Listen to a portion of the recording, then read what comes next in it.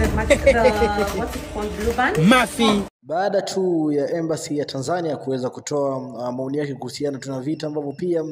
vinaendelea kule Israel pamoja na Iran. Kumbuka tu embassy ya Tanzania kule Israel iliweza tu kuweza kujaribu kutoa message fulani hivi ikiambia tu Israel aiache kuvamia Iran kwa sababu ni vita ambavyo pia havijulikani viliweza kuanzia wapi, kwa sababu ni issue ambayo pia watu wengi tu zaidi wanafollow pale katika mitandao za kijamii. Kumbuka tu tayari Israel walikuwa tu wanasema ya kwamba wanajaribu tu kuweza kuzuia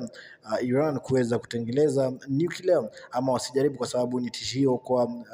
nchi yao, kwa sababu huenda Iran wakitengeneza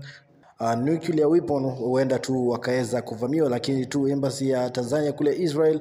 ilikuwa inasema vinginevyo,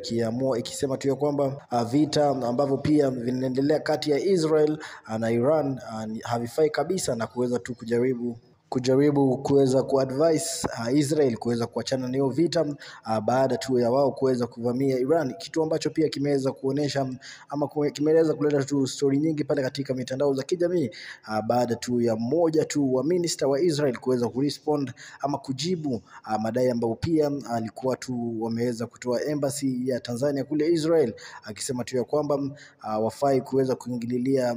nchi ya Israel kabisa, kwa sababu nchi ya Israel imekuwa tu kwa wakati mwingi zaidi ikijaribu kuweza kusaidia dunia kwa maadui ambao pia wanajaribu tu kuweza kutengeneza nuclear weapon ambao pia